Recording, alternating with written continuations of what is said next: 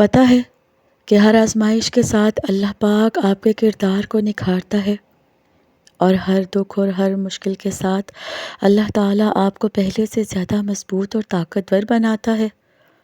آپ جن مشکلات سے ابھی گزر رہے ہیں نا، وہ آپ کی ذات کو بہتر بنانے کے لیے ہیں۔ ہم زندگی میں جن حالات سے گزرتے ہیں، وہ حالات کسی نہ کسی مقصد کے تحت اللہ تعالیٰ ہماری زندگی میں بھیجتا ہے۔ اس لیے اللہ پر اور اس کے بنائے ہوئے پروسیس پر بھروسہ رکھیں۔ وہ اس پورے سفر میں آپ کے ساتھ ہے، اور وہ صرف آپ کا محافظ ہے۔ ایمان لانے والوں کو اللہ ہی پر بھروسہ کرنا چاہیے۔ کس نے کہا، کیوں کہا، کتنی تکلیف پہنچی، کتنی بے عزتی ہوئی، اس بات کو بھول جائیں۔ یہ زندگی ہے، اس میں بہت سارے لفظ بولے جاتے ہیں، تکلیفیں آتی ہیں، آزمائشوں سے گزرنا پڑتا ہے، بہت سارے لفظ سہنے پڑتے ہیں، بہت سارے لفظوں کے بہت سارے معنی بھی ہوتے ہیں۔ لفظوں کو اکٹھا کر کے آپ انہیں سوچنے اور سمجھنے بیٹھیں گے نا، تو پھر زندگی نہیں گزار سکیں گے۔ دیکھیں، جب اللہ تعالیٰ انسان پر کوئی مشکل بھیجتا ہے نا، تو وہ اس مشکل کے ساتھ کوئی نہ کوئی ایسی آسانی بھی بھیجتا ہے جو انسان کو اس مشکل وقت میں آگے بڑھنے میں مدد دیتی ہے۔ کبھی وہ آسانی کسی انسان کی صورت میں ہوتی ہے، کبھی وہ آسانی کسی اجنبی شخص کی تحریر کی صورت میں ہوتی ہے۔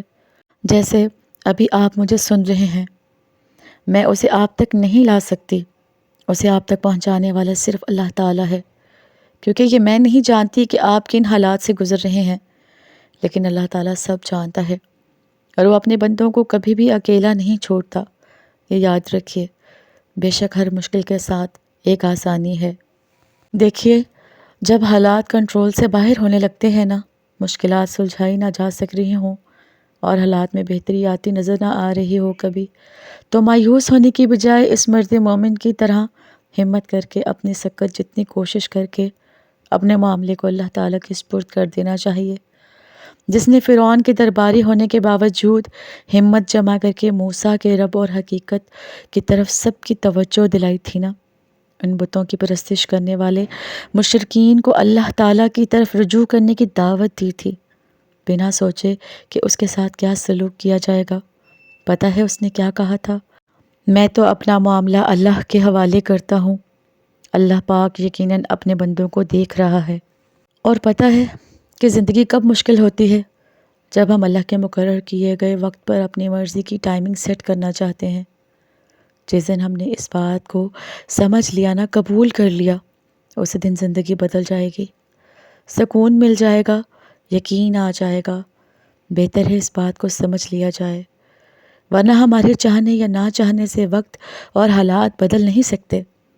بدلتے تب ہی ہیں جب اللہ پاک چاہتا ہے۔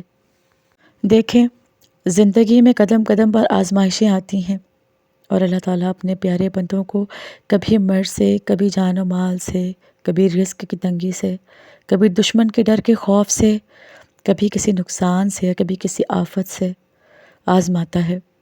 اور پھر راہ دین اور تبلیغ دین تو خصوصاً وہ راستہ ہے جس میں قدم قدم پر آزمائشیں نظر آتی ہیں۔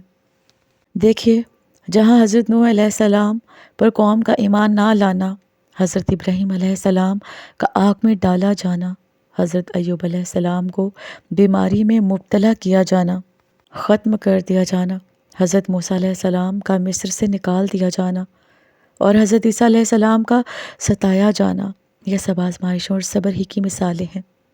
اور ان مقدس ہستیوں کی آزمائشیں اور صبر ہر مسلمان کے لیے ایک نمونے کی حیثیت رکھتی ہیں۔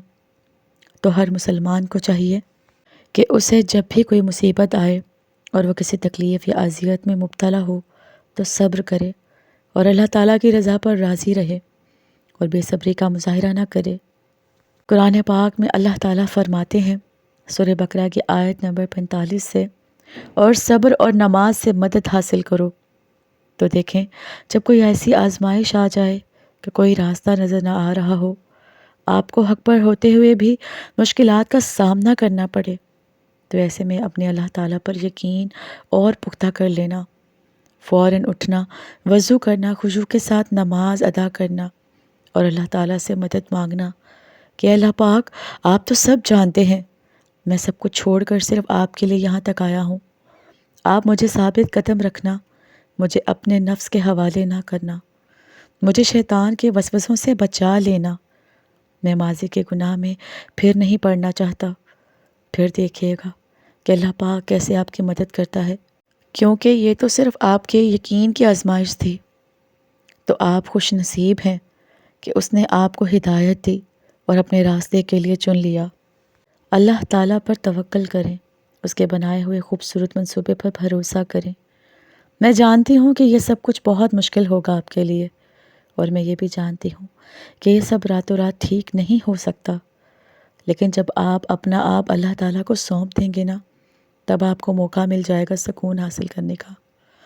آپ کو اپنے بوجھ کے ختم ہونے کا احساس ہوگا، آپ کی تکلیفوں کا وزن آپ کے کاندھوں سے اترتا جائے گا، اور آپ طویل عرصے سے جس درد اور پریشانی کو برداشت کر رہے تھے، اس کے بعد آخر کار آپ سکون محسوس کریں گے۔ اللہ تعالیٰ سب سے بہتر منصوبے بنانے والا ہے، سب سے بہتر سمجھنے والا ہے، سب سے زیادہ پیار کرنے والا ہے، اور جو کچھ بھی وہ آپ کے لیے چاہتا ہے نا، یقیناً وہی ہے جو آپ کے لیے بہتر ہے۔ لہٰذا اس پر بھروسہ کریں۔ اللہ تعالیٰ وہی کرتا ہے جو آپ کے لیے اچھا ہوتا ہے۔ ہماری طرف جو بھی مشکلیں آتی ہیں نا، وہ اللہ تعالیٰ کی طرف سے آتی ہیں، اور اللہ جس سے سب سے زیادہ پیار کرتا ہے نا، اسے تھوڑی سی تکلیف دے کر اپنی طرف کھینچ کر لے آتا ہے۔ آپ کو اپنی زندگی کو بہترین بنانے کے لیے، اپنی روح اور دل کو سکون دینے کے لیے اس پر بھروسہ کرنا ہوگا، ہر حال میں خوش رہنا ہوگا اور اس کا شکر ادا کرنا ہوگا۔ جانتی ہوں کہ آپ سوچیں گے کہ یہ سب کہنا آسان ہے، جس پر بیتتی ہے اسی کو پتہ ہوتا ہے۔ میں جانتی ہوں سب، لیکن جب آپ کو آزمائش سے نکلنے کا کہیں سے بھی کوئی راستہ نہ ملے نا، تو سب سے پہلا کام آپ یہ کیا کریں کہ صدقہ دینے کی کوشش کریں۔ آپ اللہ کے بندوں کے لیے راستے ہموار کریں، تو اللہ تعالیٰ آپ کے لیے راستے ہموار کر دے گا۔ آپ اس کے بندوں کی مدد کریے تو وہ آپ کی مدد کرے گا۔ اور یاد رکھیں کہ صدقہ صرف ہزاروں روپے سے نہیں ہوتا، صدقہ نیت سے بھی ہوتا ہے۔ آپ نے اللہ تعالیٰ کی رضا کے لیے جو دے دیا وہی آپ کا صدقہ ہے، یاد رکھیے۔ پھر وہ روپے ہوں، وقت ہو، ہمدردی ہو، علم ہو، مخلصانہ نصیحت ہو، یا چند میٹھے بول ہوں، اللہ کی دی ہوئی نعمتوں کو بانٹنا سیکھیے، کیونکہ دینے والے کبھی خالی نہیں رہتے۔ اور قرآن پاک میں اللہ تعالیٰ نے فرمایا کہ ایسے دینے والے لوگ جو اللہ کی رضا کے لیے دیتے ہیں نا، اور دے کر جتلاتے نہیں ہیں، ان کا اجر اللہ تعالیٰ کے پاس ہے، اور انہیں نہ کوئی خوف ہوگا اور نہ ہی وہ غمگین ہوں گے۔ سب سے آسان اور طاقتور چیز جو اللہ تعالیٰ نے اپنے بندے کو عطا کی ہے نا، اور وہ ہے دعا۔ جب مشکل ترین حالات ہوں، کوئی امید بھی نہ ہو، سب کچھ ناممکن سا لگ رہا ہو، تب بھی اللہ پاک کہتا ہے مجھ سے دعا کرو، میں تمہاری دعا قبول کروں گا۔ اللہ تعالیٰ نے دعا میں اتنی طاقت رکھی ہے کہ یہ تقدیر کو بدل سکتی ہے، اور جو قسمت میں لکھا ہوتا ہے نا، اس کو بدلنے پر مجبور کر دیتی ہے۔ تو سوچئے، اگر دعا میں اتنی طاقت ہے تو دعا سننے والے رب کی طاقت کس حد تک ہوگی؟ وہ تو مالک ہے، کل جہاں کا بادشاہ ہے، ہر چیز اس کی کن کی محتاج ہے۔ اس نے تو صرف کن کہنا ہے اور چیزیں ہو جانی ہیں۔ پھر نا امیدی کس بات کی؟ ممکن اور ناممکن تو صرف ہماری سوچوں میں ہے، اللہ تعالیٰ کے لیے کچھ بھی ناممکن نہیں ہوتا۔ ہمارا اللہ تعالیٰ ہر شے پر قادر ہے، وہ ہمیں بڑے غور سے سنتا ہے۔ اللہ پاک تو انسان کو وہاں سے نوازتا ہے جہاں سے اسے کبھی توقع بھی نہیں ہوتی۔ اللہ تعالیٰ تو بس نیتیں دیکھتا ہے، اللہ بس یہ دیکھتا ہے کہ کس کے دل میں اللہ کے لیے محبت ہے، اور کون اس چیز کو پانے کی زیادہ شدت رکھتا ہے جو وہ اللہ سے مانگ رہا ہے۔ وہ بس خلوص دیکھتا ہے کہ کون اس کا کتنا خوف اپنے دل میں رکھتا ہے کہ اپنی چاہت کو پانے کی خاطر وہ ذریعہ موجود ہونے کے باوجود بھی کوئی غلط راہ اختیار نہیں کرتا۔ وہ بس طلب دیکھتا ہے کہ کون اس کے انعام کی طلب رکھتا ہے اور پھر اس کے طلب کی خاطر صبر کرتا ہے۔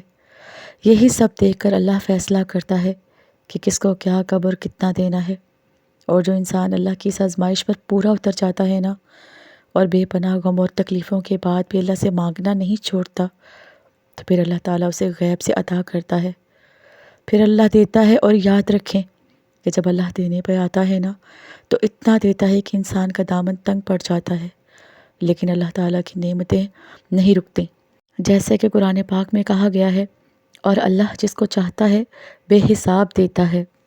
یاد رکھیے کہ اللہ تعالیٰ اپنے پسندیدہ بندوں پر ہی آزمائش ڈالتا ہے۔